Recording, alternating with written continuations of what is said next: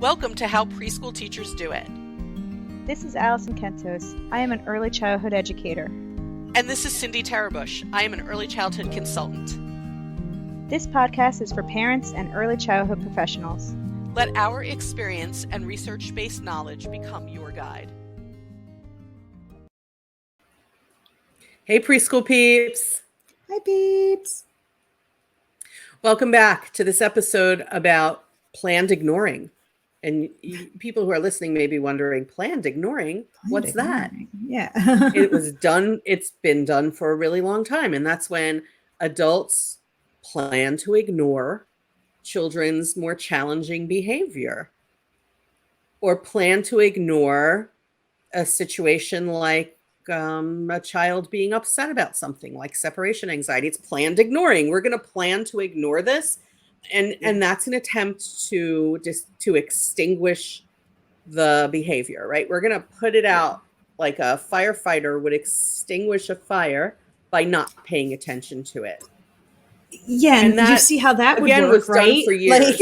Well, you know, that was done for years. Firefighters, if they telling fire, it spreads. So yeah, it does spread if they don't put out the fire. If they ignore the fire, you're right. If they ignore the fire, it spreads. And it's, I guess it's sort of similar for children.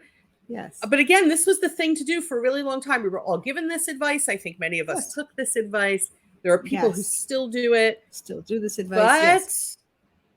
But a lot of information is coming out in the world about the impact that it has on children's psyches. Mm-hmm. So I would like you, if this is something that you have done for generations, or you've done it yourself and feel like this worked, we need to think about the impact that it has on the children. So here's some information from the research about the impact that ignoring children as a behavioral treatment, as a behavioral management strategy or tool, right? Ignoring children as a behavioral management strategy or tool sends the wrong emotional message to the children. The message that children get is, I'm not interested in what you're trying to tell me. I'm not interested in what's upsetting you. I will only be interested when you do what I want. That's not a great message when children are upset for any reason or angry or whatever. The message, I'm not interested. And I think that there were times when we were told to do that, to show the child you're not interested. Yes.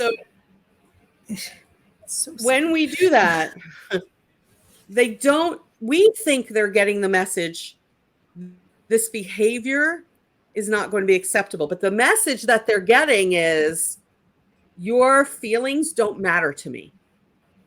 That's an entirely different message. Then this behavior isn't acceptable. Yes, and why would you want your child feeling like that? Your feelings don't matter to me. It should, and we're not just talking about people who are raising children. We're talking about people in early childhood environments too. Children need connection. We've said this many times. Children need connection. We're hardwired for connection. And children who are trying to get your attention, you know what they need? They need your attention is what they need. Yes. Now I'm going to try and pay attention to their good behavior far more than this behavior, but that doesn't mean that I should turn my back and ignore it. We now know. Correct. Yeah. And I don't want children to learn that they only get my attention when they comply with what I'm trying to get them to do either. I don't think that's right either. Right. So we should be paying attention to them. Like even if they're doing a behavior that we don't think is the right behavior, they're still communicating something to you. So try to figure out why they're doing that in order to prevent that in the future. But if you just ignore it just so that they comply with you, I don't think that's what we want them to learn. I don't think that's the message we want them to get. And another thing is that when we ignore their behavior, we're assuming that what we see is accurately telling us what they intend to do, or what they need, or what they're trying to tell us. But the truth is that children are not usually able to coordinate what goes on with the reaction to their emotions and their bodies and their language to their innermost thoughts. they struggle really with those innermost thoughts. And that behavior is a way to tell us that they're struggling. When children are struggling, they need a way to tell us. Let's start there. Yeah. When children are struggling, they need a way to tell us. For some children, that challenging behavior is the only thing they have in their toolbox to tell us that they're struggling. If we ignore to the point where they realize, I'm not going to communicate to these people anymore, then what have they done with that need and those feelings? They've put it inside. They've suppressed the emotions. They suppress it, right? Their needs were not met. Yeah. And they grow up to be one of us adults who needs therapy because our needs are not met and our emotions are ignored. Ding. Thank you. Ding, ding, ding. Yeah. So yes. It's true. Children may express their emotions in ways that adults don't enjoy, but it's the only way that they have.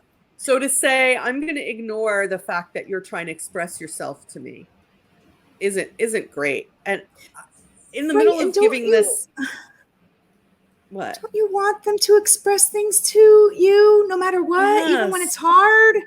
I mean, that was the whole last episode we did, that like build the trust with your kids so that they feel comfortable coming to you for anything. And then you're going to sit there and you're going to ignore them because you just simply don't like the behavior. Listen, yes. And you're giving them mixed signals. Counterproductive.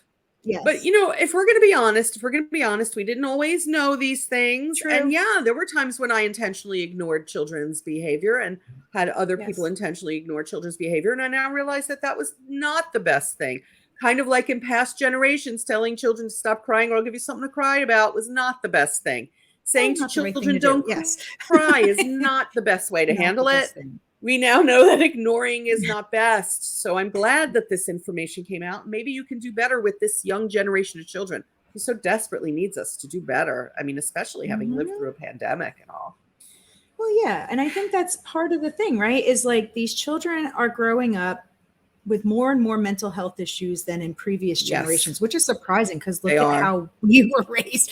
But at the same time, I think it's because stuff like this is like really come to a head kind of thing where we're like, we know that it's not the right thing to do, but we're still doing it because we don't know what else to do. Right. And we're really harming their mental health. Right. And I feel like as a parent, as a teacher, no matter an adult, a special adult in a child's life, you should not want them to have the mental health issues that say we have in our generation. Okay. Okay. Because our generation is probably the most therapy generation out there. Okay. So if you mostly because we finally realized therapy is a good thing and prior generations didn't. Being taught by our mom, when I say our, I mean mine, that therapy is bad. Okay. So break the cycle. In prior generations, they didn't, I think we've embraced it. It would be wonderful if people didn't need it as much as it's needed today. And think about something like separation anxiety. When we say, well, I'm going to ignore it, we're ignoring the fact that this child is struggling to attach in the place where I am. That's what we're doing, right? So separation anxiety, they have a strong attachment to home and the people at home. Bring them to an early childhood program and they're not separating from us without distress. They're distressed. That's the point. Yes, they are distressed. Yes. So if they are distressed, we now know it is incumbent upon us in early childhood programs to figure out a way to provide them with a safe attachment in our programs, whether that's a person or a favorite toy or an activity that they love, something that's going to grab them and help them to begin to calm themselves down. I also remember taking children who were really struggling with separation anxiety and were crying, and there seemed to be no end to the crying. And I would take them over by a window because there's something about looking about nature that helps children to calm down, so that they would begin to feel a little calmer so that they could attach. But to simply say, I'm going to turn my back on you and ignore you, just is, again, the message is I'm not interested in what's hurting you and I'm not interested in you and your feelings. I'm not interested in your struggle. Yeah. And I'm not and here in to that help instance, you. Yeah. I'm not here to help you. So then tomorrow when you come to preschool, this child is going to cry again because they have no one there that's going to help them. Whereas like if you're the person there, if you're the teacher aide, or whoever's there, the person who's going to help them, now they're like, okay, wait, I can kind of see where this person is a nice person. She's going to be here. She's supporting me, even though I'm still not quite sure about this place. But eventually it'll kind of like taper off, right? Because they're going to learn that I could trust her and I could attach myself to her when my mom and dad are not here.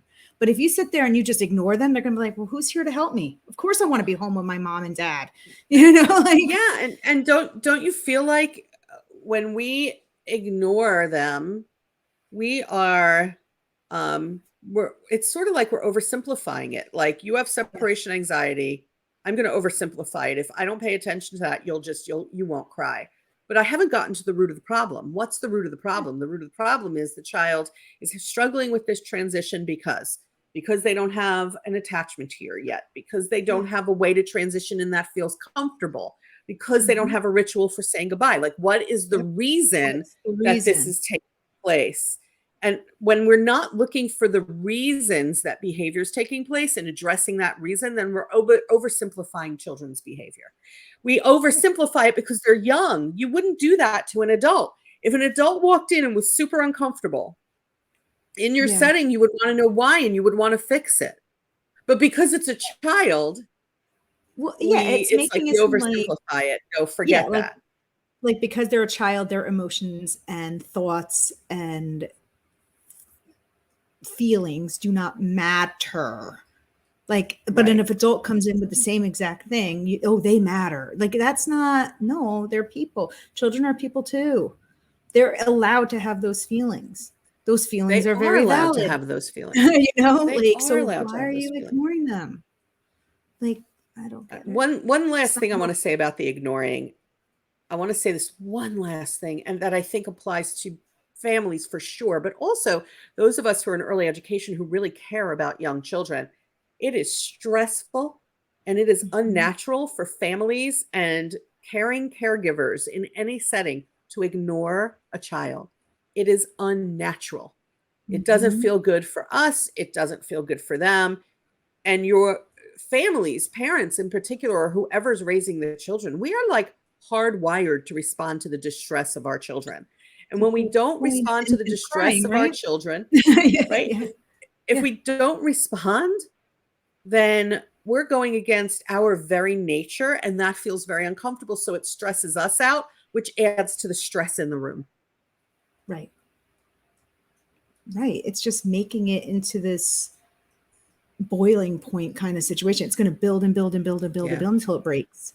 Right. And you don't want it to get to that point, because and especially in a classroom, well, even in a family setting, in that setting, in a group setting, it's not just affecting the child and it's not just affecting you, it's affecting everybody in there. So if you have 15 children in your room, it's affecting all of that too, so and those other children who might have separated fine in the morning, like are going to watch you ignore him, the person who is, it could be a little scary for them. Yeah, it could be scary for them to watch you, whether it's separation anxiety or not. Either way, no matter what reason you're ignoring children, other children are watching you do that, and that could erode their trust in the environment and you. Instead of ignoring, folks, I'd like you to consider this.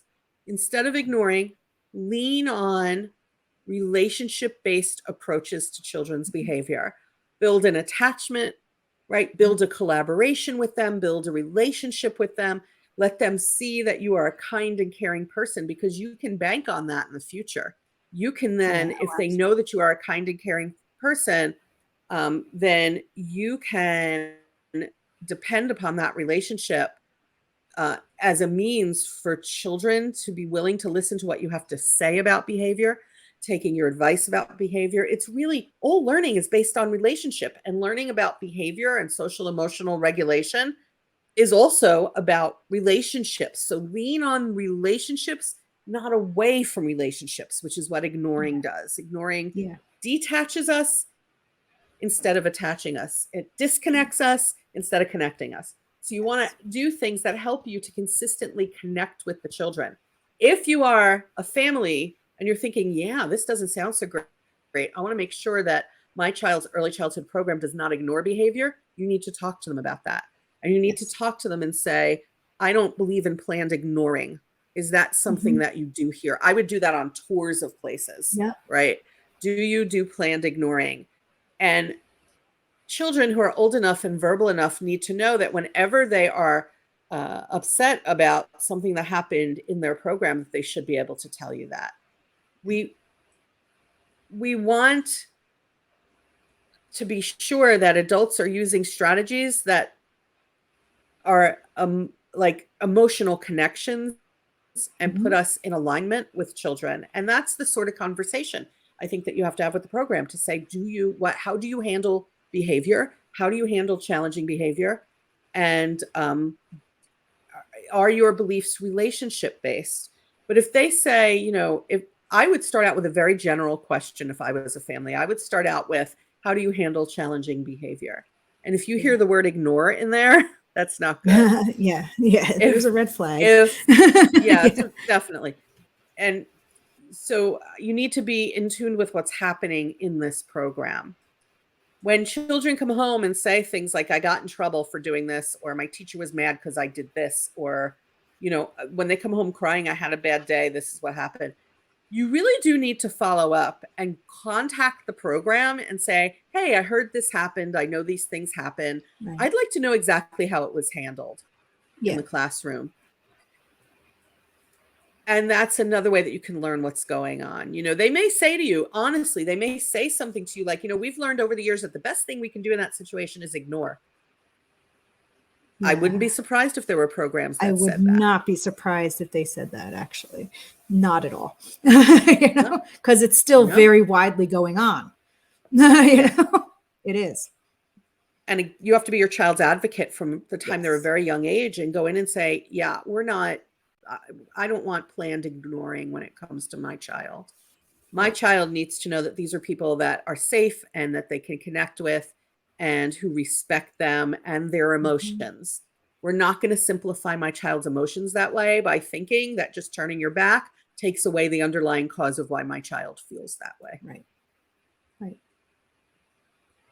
This all makes me sort of wish that I was a classroom teacher these days with all of this information. I'm going to be honest. We didn't always know. I still, though, have college students who, when I'm teaching a course about behavior, when a question is, you give them a scenario and the question is, how would you handle this situation? I still have students who say, I would ignore, and I have to give them links to articles and have them think about that. Yeah, because I think this is still a widely held belief that this is what we should do. We should ignore it. If we ignore it, it goes away. And maybe it'll go away, but you really want it to go away in that manner, right? Like you're sweeping that child right under the rug, the whole child, not just the situation, like not just that, like, and I don't think that's how you want children to feel. Like you want them to come into your classroom and feel loved and wanted and like a part of it, not like, oh, I don't matter here.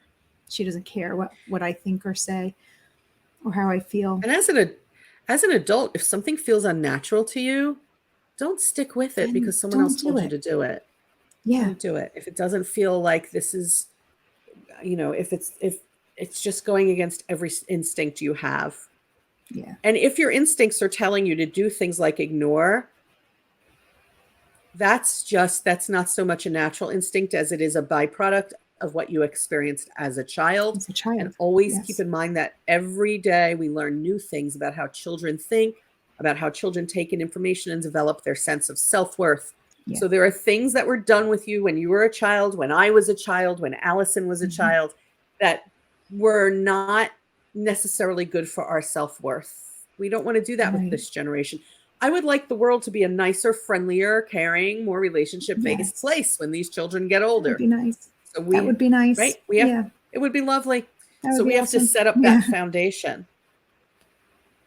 Give lots of thought about that ignoring. Reflect on this episode. I hope you'll sit down and really think and reflect on what we've said in this episode and decide what that means for how you're going to proceed with the children. Remember, Relationship based is always better. Always better.